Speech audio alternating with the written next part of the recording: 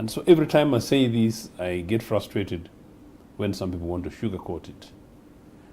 There is no other way you can explain the mess in which we are. Talk to the commissioners. The current so-called commissioners, using it not in response to what Charles says, they're basically NRA cadres.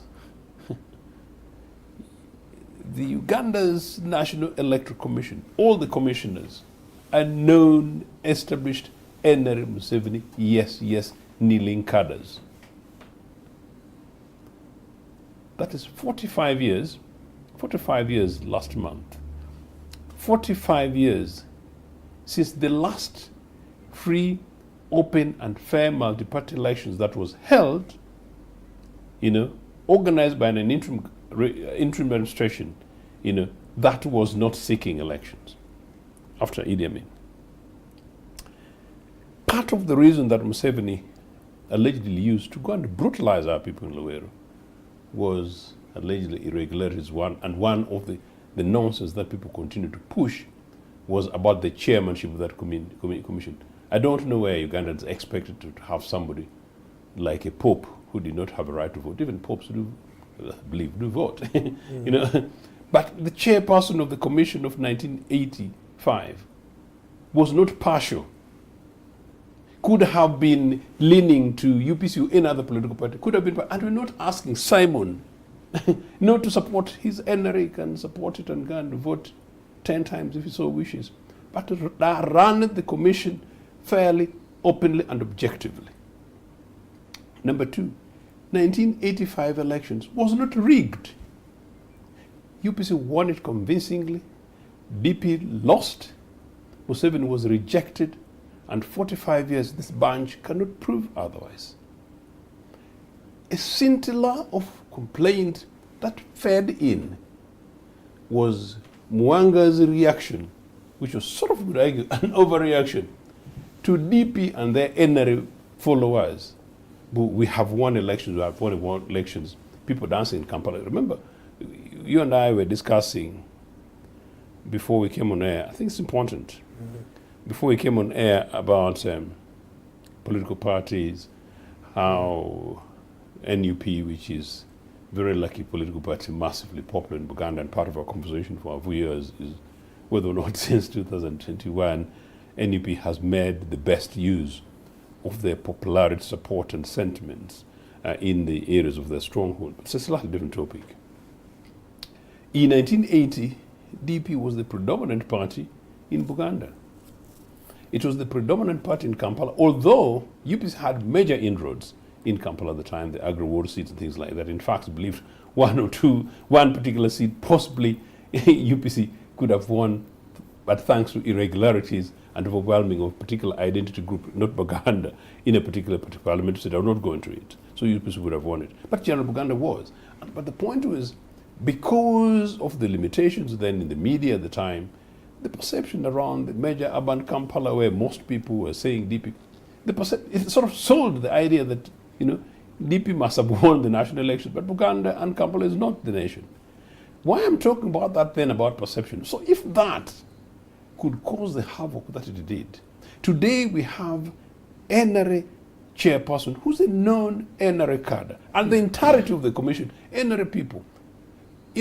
One. Number two, Charles is just talking about, I think you're the one who was talking about this business about checking the electoral register. Why would checking of the electoral register be an issue that on day one you cannot really walk down to Rock Hill Primary School in Nagungera, which is my polling station, or St. Joseph's, my former polling station, my primary school, and basically find your name? Merely this, after 45 years and 40 years of NRA military regime, uninterrupted? Where's the goodwill? Where's the nonsensical thing about democracy? It is absolutely not. It's sham and shambles and it's deliberate. So it's not surprising that Charles was being generous to me, that yes, of course I should be the leader of Uganda People's Congress, but I'm not. Thanks to the shambles, the messes, and the deliberate attempt to quell the open freedom and operations of political parties. So it's really unfortunate. But I mean, as I said, If only all these things were happening, and as I said, we do not have Besigye, who also, for heaven's sake, I don't know why this young, decent, handsome doctor also left his job to go and back up this bunch in the bush. Because there's no justification. So now, let me just conclude it before you come in. So you can imagine Besigye goes to the bush allegedly because things were terrible. What more is terrible considering what Besigye is being subjected to? And what more is terrible considering how Segirinya died? Okay, so how can, because this is now an electoral process, and it looks like most of the political players, especially those who want positions for themselves, are gearing up and are ready for the electoral process. Yes. So for me, I don't want to talk about them because now this is their interest and that's what they want. What is your message to the person who's voting them, who's bringing them to power? I think it's difficult. The urgent thing as a country, and it's a big dilemma, is that political parties in one way are compromised, some of them. Some political leaders are compromised. Some political parties and organizations do not have leadership, meaning they lack the capacity, structure and experience, and they don't go into so much detail of that. So those are some of the things that are challenging opposition in this country. Then when you go to the ruling military establishment in Chadondo Road, it's a personal family thing from where the son comes and commands Twitter and does such a shocking lot of things that one should have been knocked off by Twitter a long time ago. But two, this guy would be in jail if it was any other average Ugandan citizen. And three, I wonder, Bishop Lewum and others, these guys were courageously stood. Today's Monday, yesterday Sunday got rather busy. I don't know what were being said in churches across the country about, an army chief, declaring and threatening to behead an opposition leader. And nobody says a word. But then number two, where you also write about the question of leadership, that none of my colleagues in other political parties, together with me as Ochieno, are we able to go to City Square as political leaders and simply say, no, guys, we think this is a stretch too far. It's not happening. And so, if that is us, what do you expect of the ordinary average Ugandan citizen? So the average voter in Nagongera has no clue. In any case, Nagongera, unfortunately, has been impoverished by NRA. I don't know how many people own television stations there, and I don't know how many of them have data for access to this. And some of my Nagongera, the network is so terrible, people even with data will not be able to follow. But my point is the rural Ugandan citizen, even in Mbirizi or Ntungamo, it's almost like an elite game because they don't have the leadership and direction. So you're right then. What do they do and what would be my message to them? You realize that I can't give them a coherent message. Sorry. When me, as Ochieno, I do not have the capacity to be able to structure myself authoritatively within my political party, limited organization, but also to use that space and coordinate and work side by side with other positions so that we provide the leadership that this country requires, which is opposition leaders. Okay. But I will say, just to conclude this, that I hope Ugandan citizens are watching whatever's happening so that not only should people challenge political leaders in their respective political parties, but I think Ugandans who do not have political party affiliations, don't have political parties, I think the time is now for them to be much more interested in politics, whether or not than political parties. Okay, no problem. Thank you. Because many believe that the political parties are dividing Ugandans, but in case, maybe if they galvanize to say, we want to know politics, we want to build I think it's a propaganda that was used and was successful. That political parties were divisive. But they give you an example, for example, for the People Power movement, where after it metamorphosed into a political party, a lot of people started to just the problem in this country is not political parties. Okay. The problem in this country has been absence of political parties and the killing of political parties. Okay. Yeah. Now there is a political party that is strong. NRM last year in December started conducting their in-house voting registers. And they confirmed by then that over 13 million voters had been captured of the 18 million voters that they have, or members that they have. So, looking at NRM, who looks like they're standing ground, but also they have the numbers when you look at these voters and their members, what do you think of the electoral roadmap? It looks like this is at 90 to 10 in favor of NRM. I have severally disputed those figures. I and some colleagues put Secretary General of the NRM on notice to stop misleading the country. Because at some point, the Secretariat of NRM said that they had 25 million members, between 20 and 25 million members. And here we had a presidential candidate representing NRM, and he wouldn't get 10 million votes. What were even the total number of people? Really, we should just ignore those figures. They are meant for propaganda, and it is laziness on the part of NRM, because they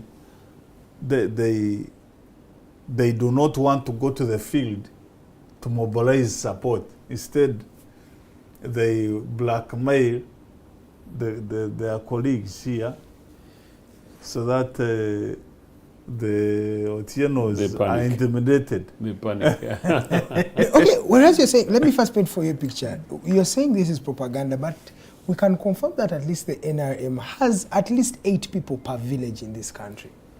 At least 8 people.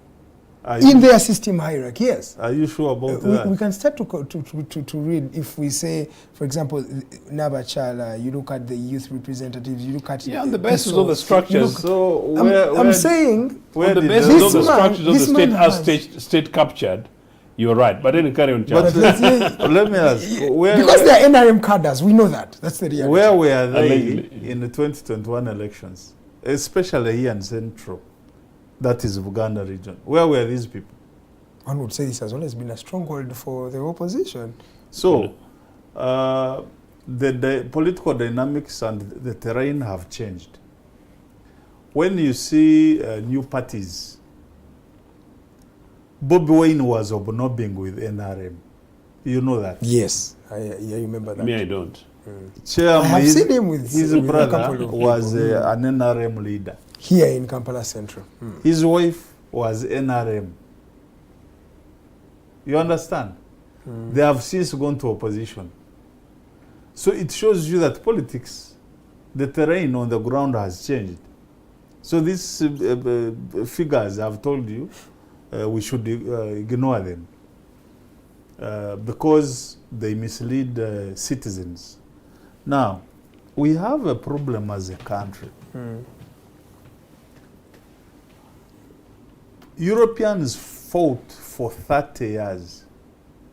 Do you know fighting for 30 years? Slaughtering each other for 30 years. Until they came to an agreement to form what they call nation states or countries. That was the basis of forming countries. But they had fought for 30 years. 30 years. What am I trying to discuss? Yes, sir. If, as a people, you want your rights, you want freedom, they're not going to come on a silver platter.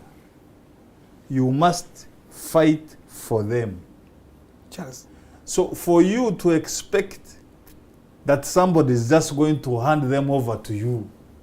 Charles, this country has been fighting from 1966. One would say, up to the late 90s. That and you know I'm We've been joining fighting. politics, and my politics is intended to be different because me, I'm a realist. I don't like pretending. This country has been fighting. You should not expect President Museveni to just hand over power to you. That is not going to happen. The contest is about power. And power is about wealth.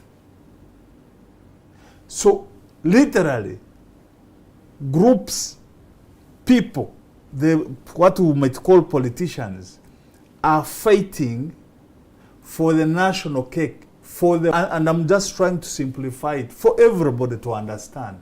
I'm saying this, sir. It is like if you are having a family of so many boys, and your father is dying and is leaving a huge chunk of land. For you to expect that Museveni, who went to the bush, is just going to freely give out his seat to another group, that is not going to happen. I don't think even Museveni can give his seat to the brother. He cannot. That is how selfish politicians are. And they are trained to be that way. Museveni changed because he became a politician. That's how politicians behave. So, as citizens, I'm trying to advocate for people to do the same means that Mr. Museveni did. I've told you. Isn't that going down with the country? I've told you, Europeans fought, slaughtered each other until they got tired and said, fine, now we rest our case. Haven't we done that enough? Because even on our constitution, the preamble. Then what you should not complain about your freedoms.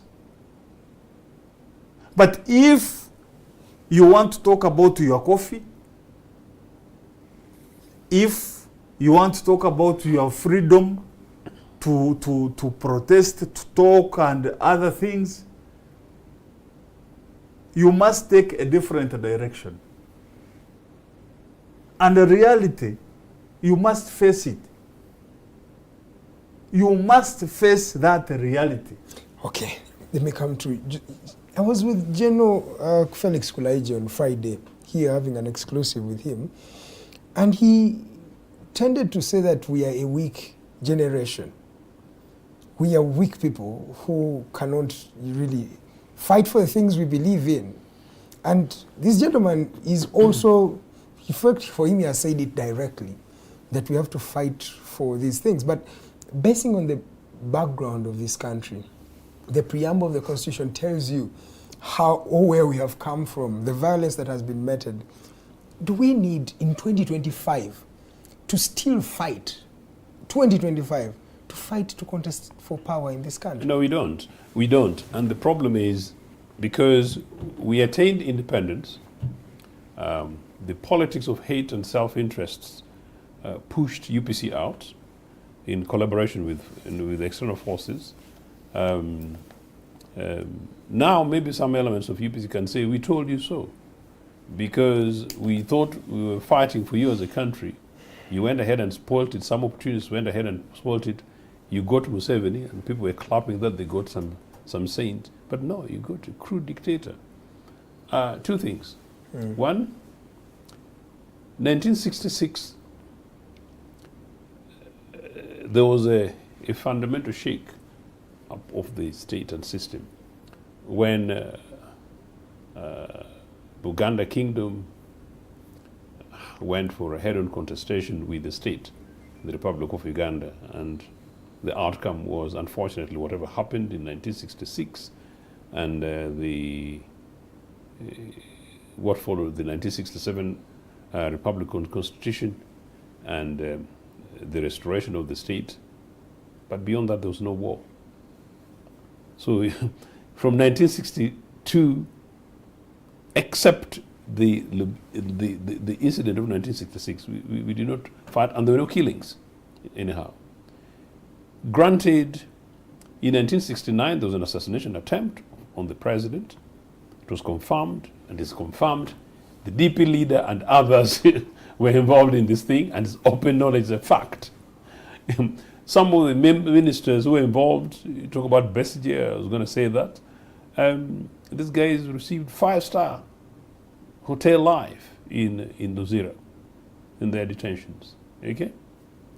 People need to know this because, and whenever I talk about these things, people think there goes Ochieno again and going back. It's to emphasize the point that maybe you young Ugandans ought to know that you've been shortchanged. You ought to know that better has been possible, and better than the mess we have today is possible. Maybe that is what you need to do in order to get annoyed enough for saying. Because the truth is, the NRA propaganda has been that they liberated you guys from hell. Absolute nonsense, not true. In 1971, a government was overthrown. Mr. Museveni lost a job that he had gone for free in president's office, and they went to exile. Granted, we had a military dictatorship in Idi Amin, Ugandans died. But we know the 9 years was the 9 years of open military dictatorship. Idi Amin did not pretend. After 1979, getting rid of Idi Amin, the major killings on Kampala was those unexplained killings of Ugandan professionals. And you guys check, some of you guys, you know where these things leads Ugandan elections and which parties may be involved in these things. But number two also was the killings following No Lule, No Work, which started the protests, following as a protest, started the protest of No Lule, No Work, leading to the beginning of Pandagari. Mr. Museveni was Minister for Defense. Ugandans need to know that. Those are killings incidents. After 1980 general elections, people should list what happened, how many people died during those election exercises, how many, across the country. Beyond that, then go to February 1986, when this bunch go to the bush. The killings started from there. Now, those killings at war in Luwero, those are historical killings in Uganda. After that, 1985, the coup, and then the fighting between Museveni and the Okelos, who were their friends, their parties, because they overthrew the government together, plus DP, and establishments here within Buganda. They got rid of Obote government, so they fought amongst themselves, killed themselves. Museveni takes over power from 1986. Now, from 1986, killings started formally state-linked and state-related, including the atrocities and genocide in northern Uganda. In fact, from May 1986, that continued until some of us compelled Museveni, through some of his friends, to end the conflict in Uganda nearly 18, 20 years later. Now, that is the historical element of killings. And where most of it is under NRA, lest you forget.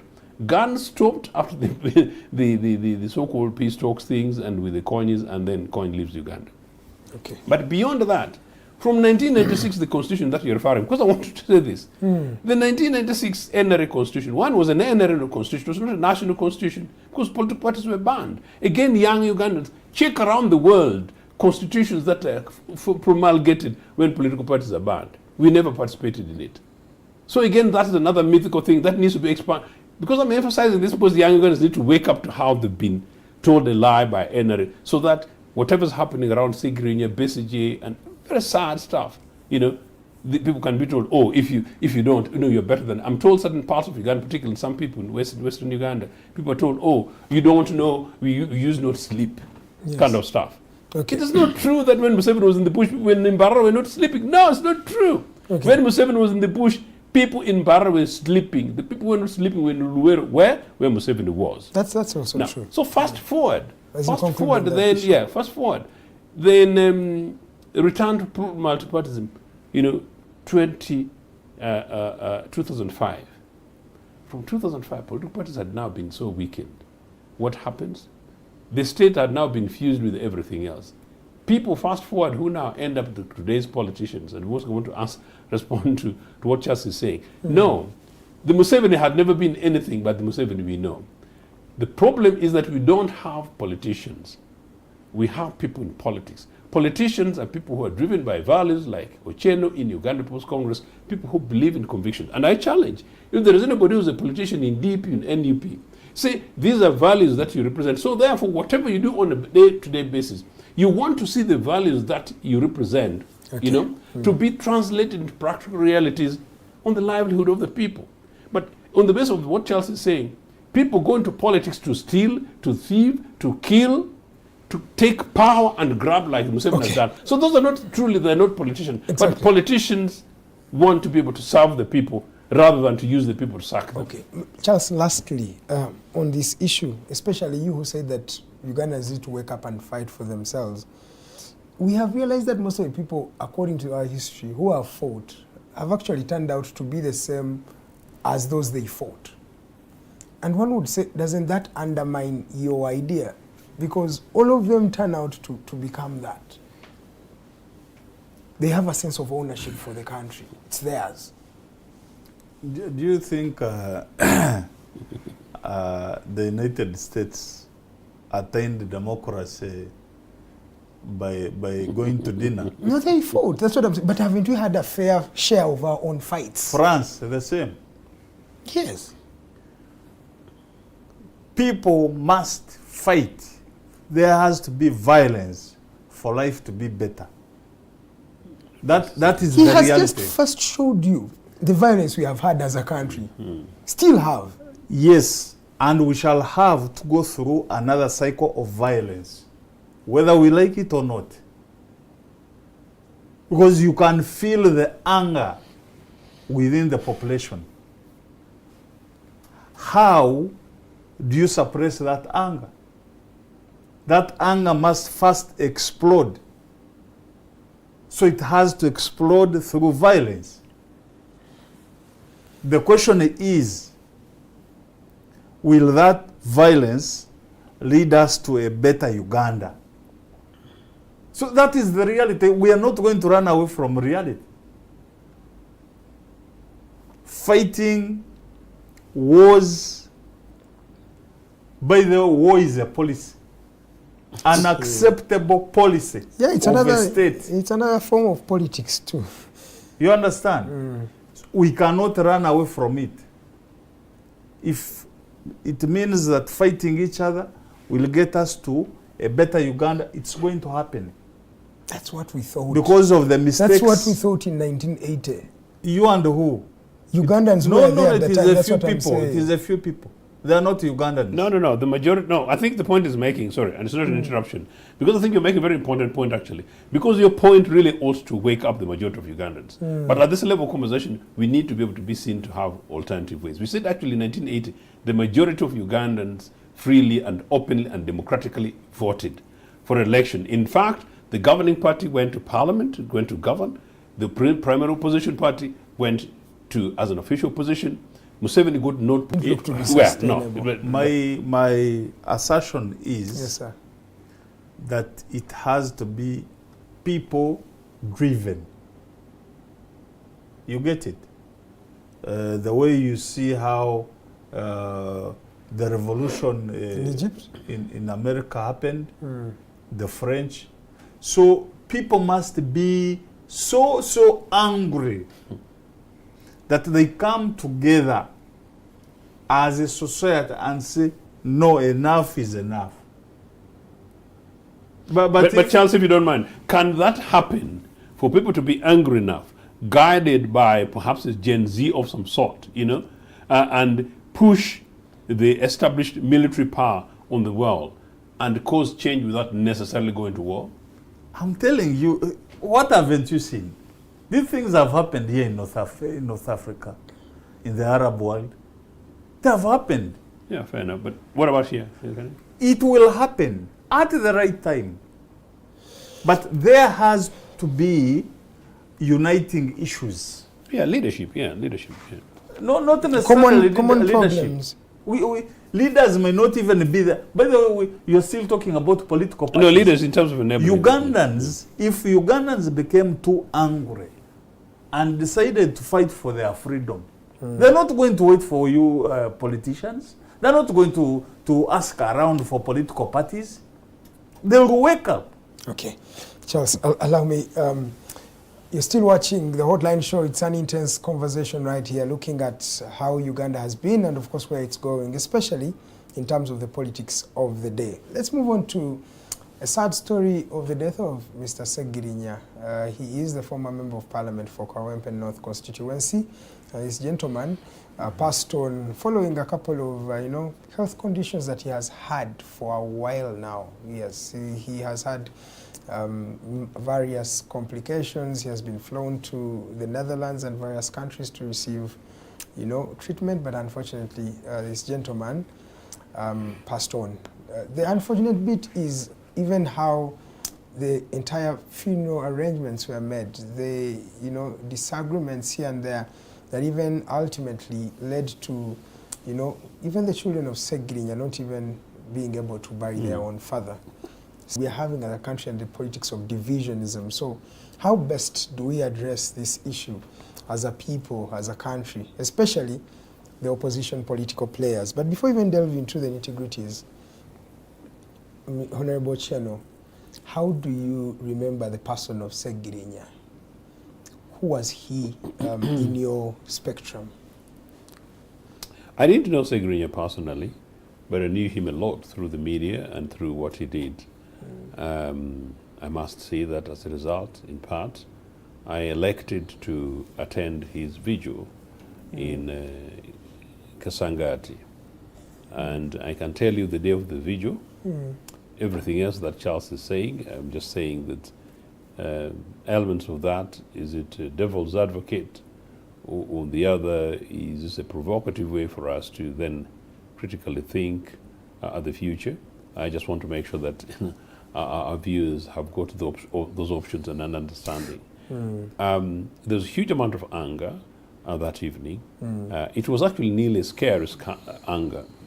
And so that, in my opinion, spoke of the guy, and of course the best of him is Segirinya with the television set on his head. That's the most interesting. But beyond that, I think instead of remembering him in terms of the quote goodness, I think it's the remembering in terms of his torture, in terms of the allegations against him that he's died and cannot thus far even posthumously be determined, and then that the circumstances now that leads to the funerals arrangements as you refer, and then you wonder why aren't Ugandans really, really angry. But also I want to say this again to provoke thoughts for the future, that the last time we had war in this country, when there was a government other than NRA, was when NRA was in the bush between 1981 and 1985. I can tell you that, for the record, there was no member of parliament from the opposition Democratic Party that was ever roughed up. Never. And yet it was official. DP was officially in bed with the Musevenis in the bush. And DP strongholds were Buganda. Now you wonder, Buganda, that was a soil that gave Museveni the privilege and everything else to brutalize Ugandans and everything else, and DP that gave him blank check, and Buganda that gave him their children. You rewarded them with the circumstance in which Segirinya et al. Died. It is saddening. I was there. I saw Sewanyana. I didn't know him. We know each other personally, but you could see the anger in the face of these guys, and then their supporters.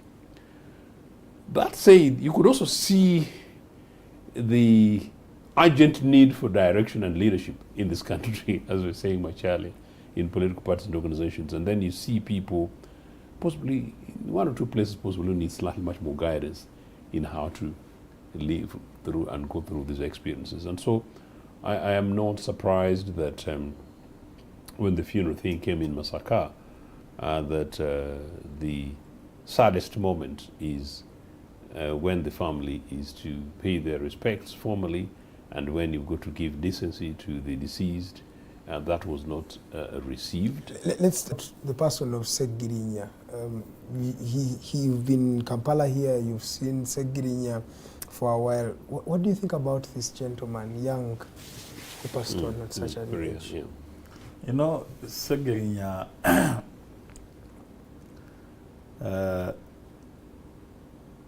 was, to me, more or less like Sewagara.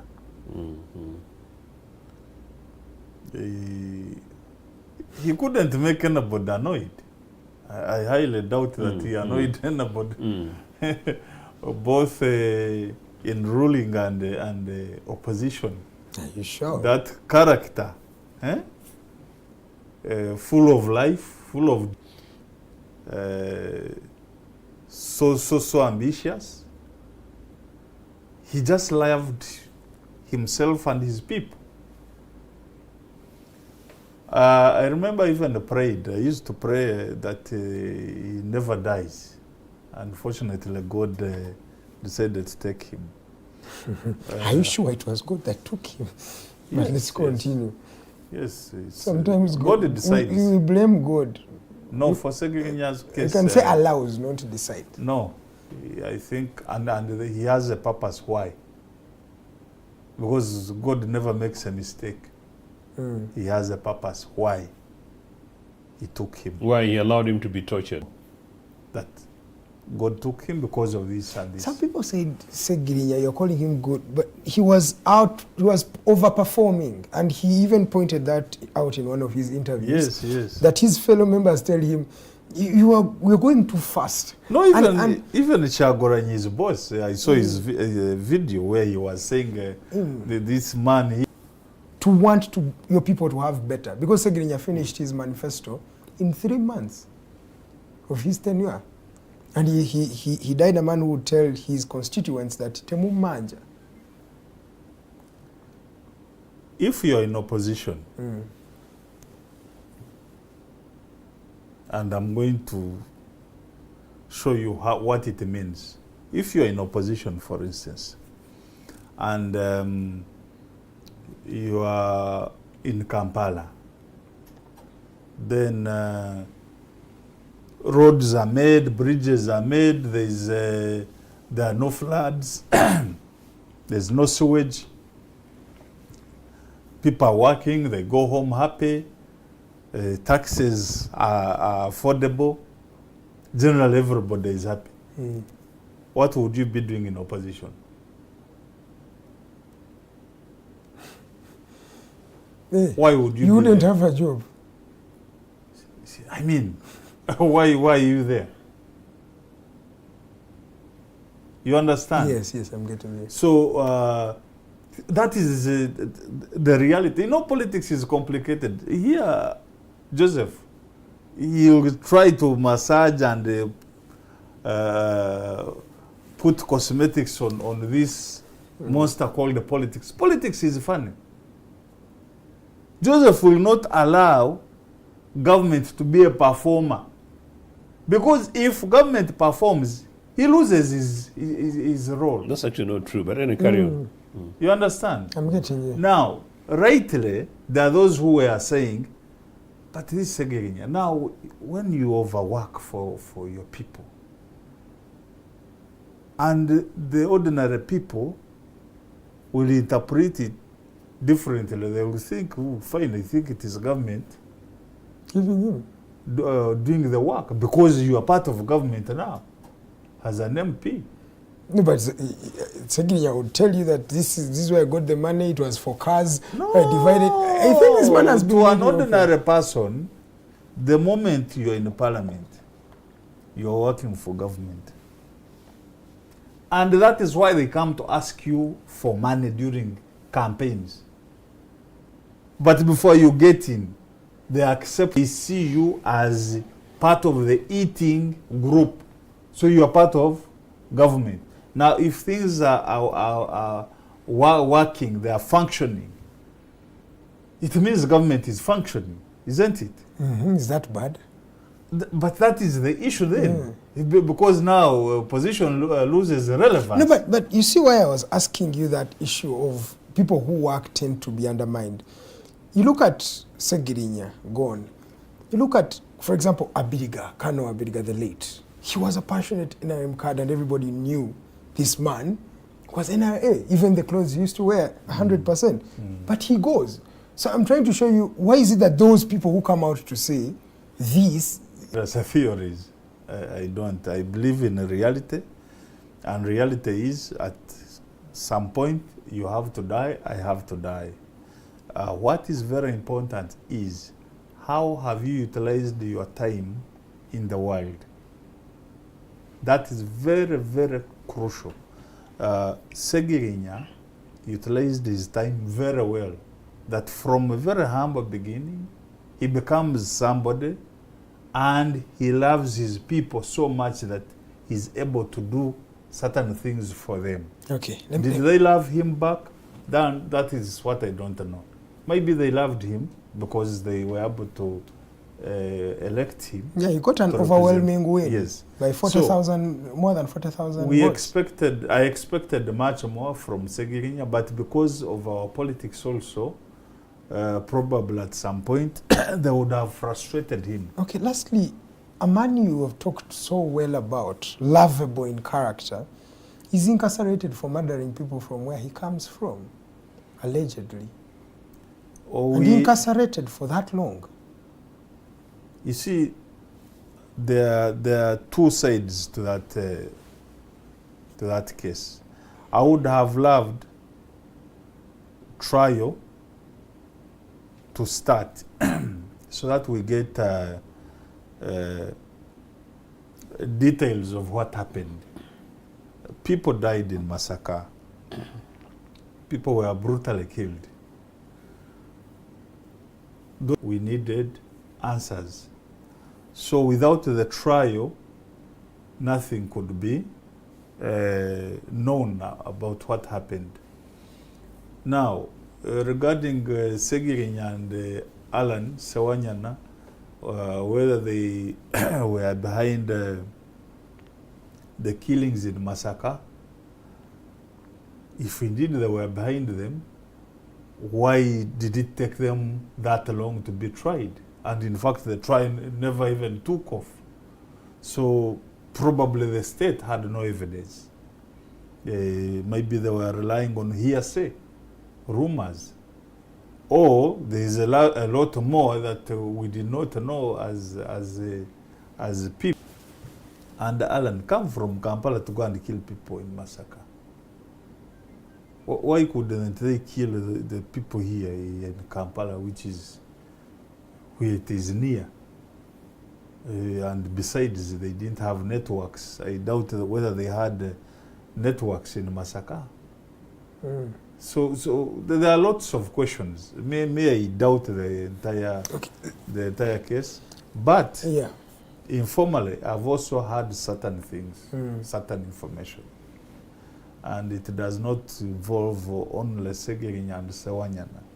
But there are also other politicians involved. But one would say these Vijambi have been here even before these people were, the ones of 2021 was realized. I'm telling the Vijambi have been there in 2015, 2016. A case of details that I have had informally from some circles. Okay. Yeah.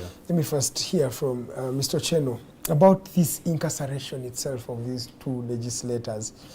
And some members of the NUP really have a point to say that these conditions that these people went through exacerbated maybe Segirinya's death. And that's even one of the grounds they best want to say, we are not going to allow the state to carry on this funeral or the funeral arrangements. And they did not even allow that to take place. Do they have a basis or point? No, and it is unfair to confine this to members of NUP. This is a national matter, and it should not be logically. Thankfully, Jesus, I'm not a criminal, and I don't know what crime and some of these other funny things are. But I'm a sinner, though. But look. All we are saying as Ugandan citizens is that if a Ugandan citizen's life is compromised, it's the responsibility of the state, who would have failed to have prevented it, because that's one of the burdens of responsibilities we give the state, to protect our lives and properties, and therefore to ensure that in the first instance we are not harmed or injured or property lost or destroyed or stolen in the first instance. So the state failed the Ugandans at that stage. Number two, then, if it so happens that some dubious criminals upstage, that happens the world over, understandable, and then people then begin to get killed, or perhaps their rings. For a regime that is an expert not only in killings but militarism and associations, and comes to power and has a stability, unchecked for 30 years, that's far up to that time, 30 years experience of being in power and controlling power of this nation state, you were expected to do better, have better intelligence, better, basically better networks, better intelligence, and the capacity, including to do what, to mitigate these things happen. But when they happen, that they should not go off a little bit. So we expect the state, after such has happened in time, arraign them through a due process of court, law and previous court, arraign them, provide the evidence, charge them, and if that is Segirinya, you take him to Lozira or Kitalia, where we've taken our poor Aaron Kiza. And by the way, please release Aaron Kiza from Kitalia, because that's brutal NRA torture against a decent lawyer who had only gone there to represent his client. I happened to have been in court on that day, and Kiza was assaulted by these NRA guys. Obnoxious. So that's all we say, arraign. But do you know what? Segirinya was not only arrested and detained. You've seen the clips doing the rounds. This boy was tortured. And I know NRA guys, when you talk about torture, they'll feign ignorance of the law. No, it's against the law of this land and against international law. Segirinya et al. Were tortured. And as I said, these guys were denied bail, denied treatment. They were given bail, first of all. But eventually, yeah. But every time they were given bail, they were rearrested. And so what is it? That's what my point. What is it? So the way these guys are treated. So what is it? So if they're criminals, they're killers, They paid 20 million bail, 10 million shillings, and they are rearrested. Yes, put the evidence and do so. So in as long as that has not happened, it's not the responsibility of NUP members to be concerned. Every sensible Ugandan citizen, including those guys in NRA with a conscience, they should say, no, not in our name as a country, not in our name as an NRA, and not a civil administration. Now, that happens, and then you see, because you're asking me this, you see the anger of the people. Why not? And then you go to Masaka. The Masaka thing, I think... let me ask you on that particular Masaka story. Yeah. How is it that even in death, these politicians cannot unite under Segirinya to just say, let's give this our comrade, because he's both their comrade, a decent burial? How do we have a country, in your particular mind, how do we have such politics where people are willing to do two distinct events, willing to even not allow the children to just come and bury their father, or because they do not agree with each other politically? Part of the campaigns, I have a national campaign actually, and I've been trying to push it around Padola, in my home in Tororo. And I've been trying to do so in a manner in which I hope it gains and picks traction. And that is that this business of using you can call them dead bodies and funeral places for cheap politicking. It's not bad to make a political representation and make your presence felt. And by the way, in UPC, we are fantastic when it comes to our representation. When one of us actually dies across the country, we're very good with it, actually. So you can make political points, and you can recruit, and you can convey your message. But I've been saying that what I see, where somebody dies, and at 10 a.m., the family is assembled, and in a hot, scorching sun, between 10 And 4 o'clock, the family members are seated like this. And these crooked people want after speech after speech. And then when it hits 4 o'clock, even the church guys would have come at 2 o'clock, they've sat. And then they begin introducing family members, and then the MCs begin to say, okay, family members, where grandchildren, please rush, where children. You get what I'm saying? That thing, I think we need to change it. We're playing with people's families. And I'm bringing you there. And then, you know what? Time comes, and I've seen it, including many of these major spaces. And then they cut short children's speeches, grandchildren's speeches, family speeches. Granted, sometimes some of these guys can go on and on, but that's their last moments with their loved ones. So why eat 5 hours, talking nonsense, and you give the family 30 minutes and you squeeze in several speeches? Just some food for thought on that. Now, I am saying that these are things that we need to review and talk about election years. We need to review these things. But then come to this case. I have said this country has got the biggest problem, which is leadership, national leadership from the top. Now, leadership is a generic word that includes culture. So it's a holistic thing. So when the funny fish is rotten at the top, things are disorganized everywhere.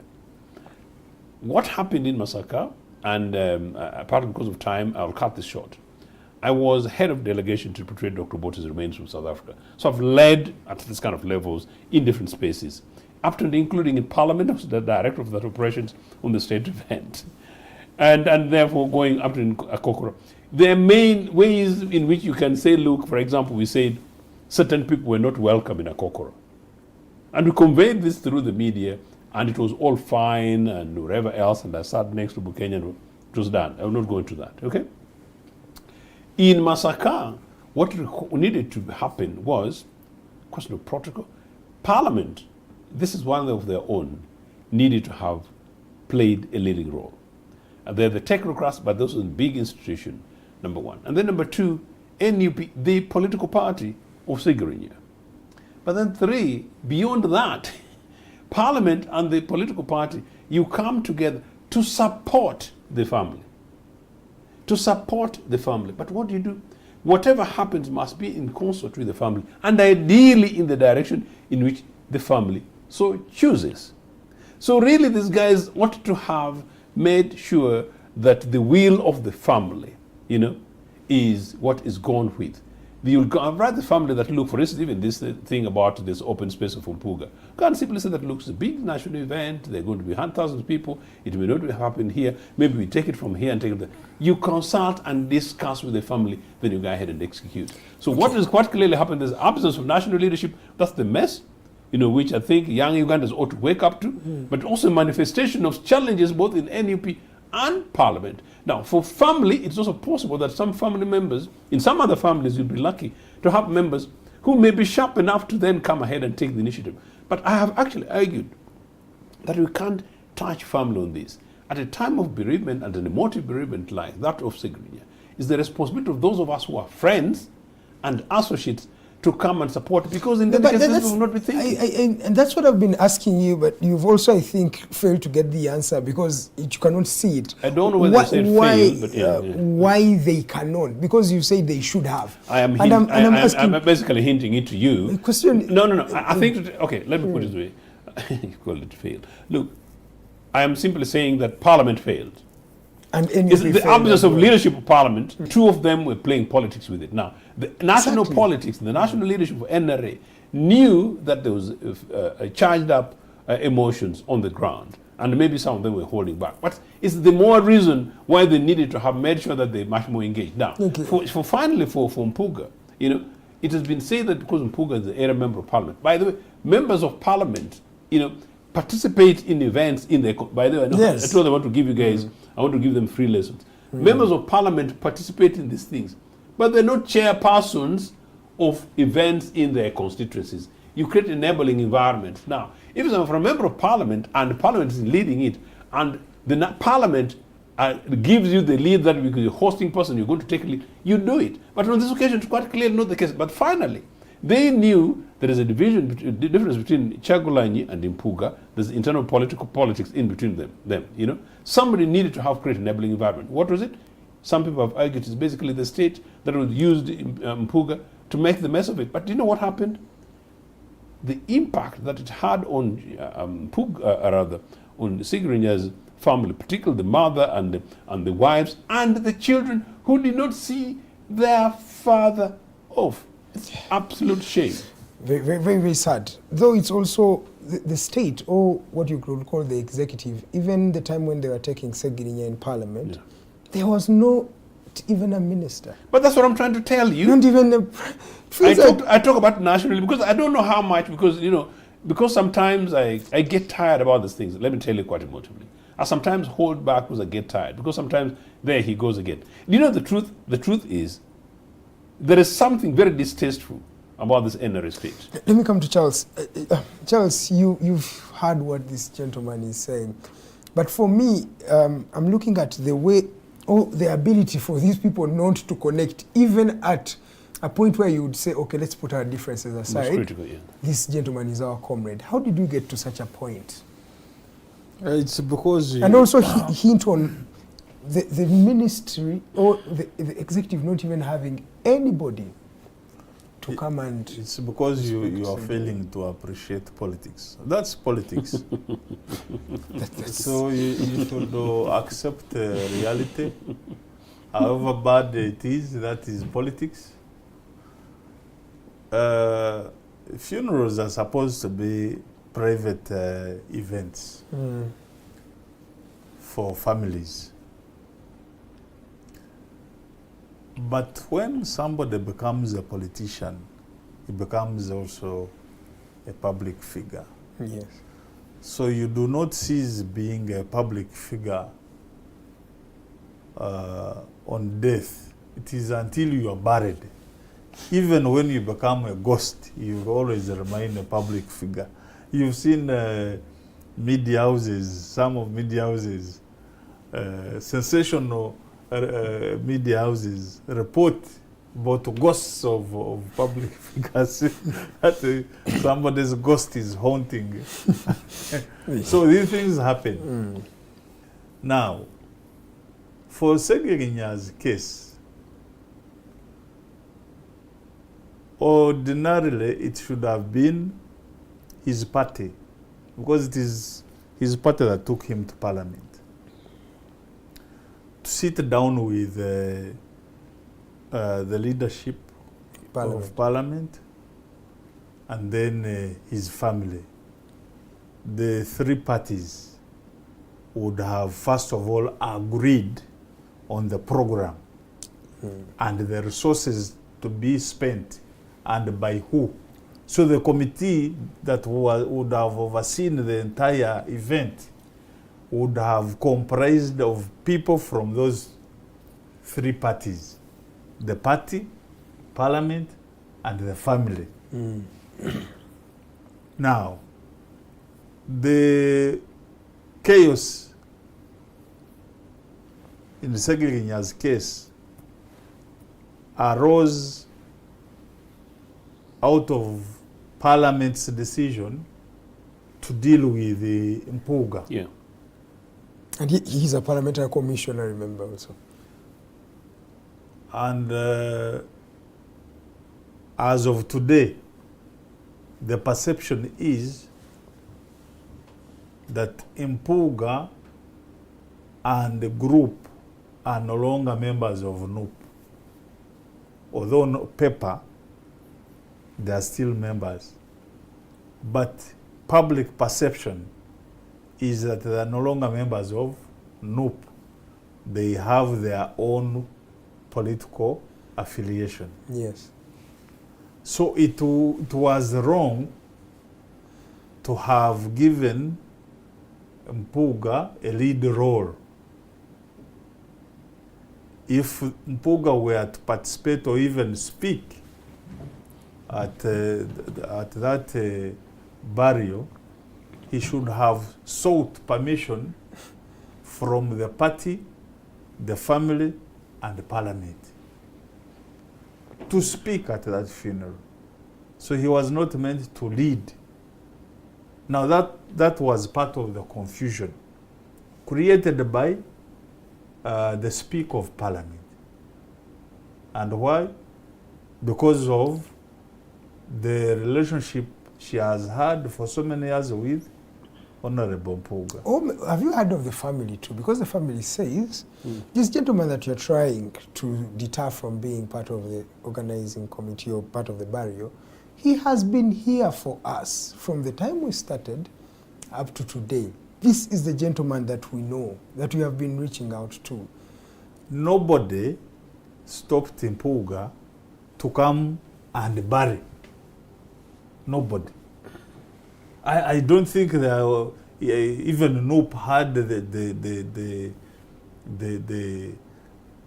thinking that Mpuga should not bury. I'm telling you who should have been in charge. Segirinya went to Parliament because of Noop. He did not go to Parliament because of Mpuga. It is not Mpuga that sponsored him to get into Parliament, to be what he had become. So it is the party, the family and the Parliament that must have sat, that should have sat from day one to agree on the program for the event. Even the resources. In fact, they should have formed a committee comprising of people from all those three parties. So Mpuga would have come just like any area member of Parliament to give a speech, let's say for 5 minutes, and he goes away. Bury. And that is it. But I think, if you don't mind, just interject. We are saying the same thing, but I just want to emphasize something. That where there is leadership and where there's genuine politics, and if it was Uganda People's Congress, yeah, what you would expect the leadership from the party, the leadership from Parliament, both seem to be lacking. It would not actually have stopped the leadership of the party to recognize that Mpuga, we may not agree with him, but he's also the area member of Parliament, basically to embed your point of the family. Exactly. Nothing stops. That's all why these parties simply said, look, Mpuga actually is our area member of Parliament. Where is he? Comes in. And gentlemen, that's what I was and also there's a conversation that say. we have. And then Why is it that we can't just sit on a table? But I've just told you that this country lacks leadership. But we've got these tasteful people at the top, and this thing has sunk onto the national psyche of the ordinary people. Okay, that's basically the problem. Okay, as you conclude. I don't agree with that. Mpuga and the group wanted to overthrow Bobi Wine. Let's go back to what happened. Overthrow? What do you mean overthrow? Unless you are not following. Mpuga and the group planned to overthrow Bobi Wine. You understand? At the funeral? No. Through the party structures. To take over the leadership of the party. That is what started this whole chaos. There's no evidence to the words you're saying, sir. I've told you I was a Parliament press journalist for a long time. I get information even today when I'm out. More than 20 members of Parliament had been mobilized by the Mpuga camp. But is it also wrong to have a democratic contestation? You see, before even campaigns have been declared internally within the party, you are mobilizing to overthrow the leadership of the party. But there is no leader that is going to accept that. No, but Charles... Bobi Wine had to retaliate. But he has not Charles. He has not talked about anything about leadership. He has an issue which all Ugandans have followed and have seen. Which issue? He says you received money in an illegitimate way. That came to counter what had happened. Charles, the plan, the internal plan. Let's listen to Joseph. Charles, I'm really sorry because I have to interject on this. What we've been talking about is leadership and exemplary leadership. I just want to say that, and I've not gone this far on this because I've been trying to avoid, the NUP leadership, even if Mpuga had planned to overthrow this guy, whatever the differences, Mpuga is the area member of parliament. Because I'm playing the devil's advocate, but trying to bring it to the lower level. I understand it, maybe it would have been harder for me if I was in the place, you know. Nothing stops Mpuga as an area member of parliament being involved in the committee of the arrangement of a one-off send-off of Segirinya. You know, he's coming to participate in this thing, and simply the area MP may give him 2 minutes, 5 minutes to speak, but it would have been, you know, even thank him, we worked very hard, whatever, did this thing for us as we're doing this. Nothing stops. I'm trying to push a culture of democracy and tolerance and respect, you know, in some of these critical moments of organization. Did you sit down with the president? Which president? At the burial of Obote? Which president? Museveni. No. Why? I didn't have to sit with him, but he was there. No, but you said you led the delegation. Yes, I led the delegation, yes. Why couldn't you sit with Museveni? No, to agree on certain dynamics? No. It was agreed. It was the planning was being done from Uganda. You see, that is what I'm saying. No. When politicians are fighting each other, especially here in Africa, it is very difficult to have consensus. They can't sit and look each other in the eye. No. I'll come back to this, Charles. That is true, but if there is a politician, I think a former member of parliament, who died in FDC. Some of the leaders in FDC from Katonga could not go and bury. So let's not hide away from the truth. The thing to take over his position, even in death, this person will hate you. Charles, As you conclude on that issue. Look, Museveni, what Museveni did and his regime did to Milton Obote, including Obote's family, including Obote's parents, is crude. Obote died in exile, and I have very strong views about Obote's death and suffering, you know, in the hands of a regime that he did everything to help the likes of the Musevenis. Point is, I was head of delegation in South Africa, okay? Once it was resolved that Obote's remains was returning, yeah, to Uganda. Yes. At the church in South Africa, I sat with, is it Migereko or whatever, Minister Migereko. I sat with the Ugandan government representative, myself, Jim, and Mama, and we sat. It is a state function with the South African government officials, including ambassadors and my good old former friend Paul Botting, the then Ugandan British High Commissioner to London. We came through formal, structural, diplomatic reality. The send-off in South Africa was fantastic, and by the way, it comes out of my memoirs.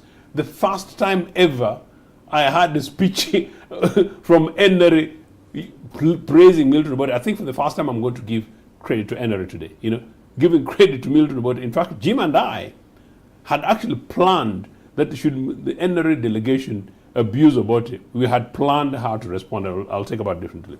They didn't. So they were very kind and nice and whatever. Obviously, it was not their territories. We went to Zambia and we came here. Museveni came to Parliament, and I think that's what Charles is asking me. I sat on the VIP pavilion. Museveni sat at the other ends with Mama Mira just to sort out the question that Charles is talking about. So at least there was consensus. No, we had, you know, we had, there was civility. There was civility, you know. Museveni's speech in Parliament, there was time for everything, that kind of nonsense. But it was there. Did I heckle? We didn't. I sat next to be nice up there. We didn't. We were just waiting for whatever kind of stuff. And nothing like that happened. To their credit.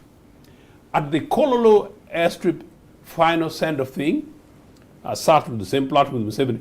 What I truly did, and it's official, I made sure that he sat there, Mama Mira there, and I was Mama's close aide. I made sure I sat in the place in which I did not seek to shake hands with Museveni. But you know what? The paramount thing in my mind and in our minds was we are sending off the father of this country. We are sending off the father of this country in a stately way. Respect. Shh. And I'm saying up to Akokoro, we simply said here in Kampala that after the Kololo event, The remaining event is purely private, in which case a matter for family with the party, and we're guiding on that. Which is still now, okay. That is the lesson we are giving to people here. And people need to be able to pick that as a lesson. Just a minute, as you now, come. now, you see, because Mpuga had issues with Kyagulanyi, both Mpuga and Kyagulanyi ought to show leadership and restraint. So both of them need to mature up. No. We are missing the point. No, the thing is, he's saying this politics of hate. Anyway, that's my opinion. Let Charles give his opinion. We are missing a very big point. Me, I'm not going to blame the behavior of these two guys. Each one of them is looking for space. The state has denied opposition politicians free space to campaign, free space to mobilize, space to be able to talk to people. So whatever little space, let these guys take advantage of that. But is it also true that they are not given space? Are you sure they are? The opposition of this Are guy, you sure? they Ask don't him. speak. He's here. That's what I'm saying. He's here. No, let him call a rally tomorrow in Machinde and say, I want to talk to people in Machinde so that I mobilize you to become members of UPC. You will see the chiboko he will receive. He can't. So, funerals have been hijacked by the politicians. Yes. And by that's why the roles of relatives and friends have been done away with. So politics takes over. Now, you cannot begin blaming Kyagulanyi and Mpuga taking advantage of this space in a year that you are supposed to begin the campaigns for office. Surely. So for them that was their... Any sensible politician will see that. That's an opportunity to... It is an opportunity. Mpuga would also not have accepted to be minimized in his own area because he's looking for votes. He wants to come back. You get it. Kyagulanyi also wants votes. So who is dealing with selfish individuals? Are they thinking about themselves? Politics is selfishness. I've already told you. Politics means fighting for power. And fighting for power means fighting for wealth of a state. That is politics. Okay, away from the politics in these last few minutes, I want you to also comment on, because it's in the same line, we have activists who, predominantly one would say they're always on the opposition because they're trying to, advocate for a better Uganda. They're also having disagreements. Some are saying these people are posturing to get funds from donors. These ones are not genuine. So even the people who would alternatively advocate for a better Uganda, they are also in divisions because of money. Who ate this? Who went to Mr. Museveni? What do you think about that? Activism, from what I would wish to understand it, means advocating for a particular agenda. So I could be, for instance, a feminist. I could be somebody who is advocating for gay rights. Could be somebody advocating for environmental justice. So many things. So in this case, you're talking about political activists. Now, they are the most that we have in this country. I've been seeing some of those exchanges. In fact, some are being accused of being state moles. That they work for Museveni, but they keep posturing. Of course, I wouldn't be surprised, because if NRA did not do that, then it is not NRA, because they have to do it anyway. They have infiltrated political parties, and in fact, they even brag in public. Even these people are aware. They have infiltrated the media. And the That's media journalists are also aware that some work for the state and others are objective. So it is obvious that civil society had to be infiltrated. Now, what is important? You see, you might think people are blind and probably stupid. But the public will always watch your conduct. They will observe your work. And with time, they will make judgment on their own. And once people write you off, you are done. And you see, that is why they call it a public court. Okay. Once the public makes its verdict, As you conclude, yeah. you are done. They will shun you. What are you trying to mean? Now, these activists do your work. Do your work. The public will make its verdict. People might, your colleagues might blackmail you, but the public will watch. They know who a state agent is, and they know who is actually standing for change. Okay. Yes. Let me come to Honorable Ochieno. What do you think about the divisions and these controversies that we're having among the activists of the land? It is a manifestation of the politics. I think people are struggling for space, from political parties to civil society organizations, indeed in this case, to organizations that you might pass a refer. And I think Charles is right to define activism in that context. And so in any case, some of these divisions are not necessarily the big issue. In any case, from my experiences around the world, they do exist anyway. In fact, there is even a recent pro-Palestinian rally in UK, in which some of the leading leaders of the Labour Party, some of whom are my colleagues, with whom we feel very strongly about particular issues at individual level, politics has played, and accusations and fingers pointed, because the alternative for us to pack our bags. So as I said, so people, yes, will have a difference of opinion. Sometimes even, there could even be an anti-poll tax campaign, people who don't believe in poll tax, but others will believe in poll tax. There will be people who campaign, over, public transportation, but some people have got interest in private transportation systems, so they don't necessarily believe and agree. And so sometimes, actually, political ideology may enter these things, and it might appear itself, it manifests itself, and that's okay, so long as it's actually done civilly and with civility. But that really brings me back still to the point that I want to conclude, and if you don't mind. And I've just felt strongly about it, and I need to repeat. I have, in the last 10 months, missed one of the shows here because I was up country attending a big funeral for senior UPC members. I do this thing from time to time. But I can tell you, in many of these, we as a party have always engaged with, and this has not been at the parliamentary level, engaged with family members, institutions around which these people maybe worked before, cultural organization, maybe things like that. So we provide the leaderships and engage, and then we retreat to our respective positions. And they're always fantastic.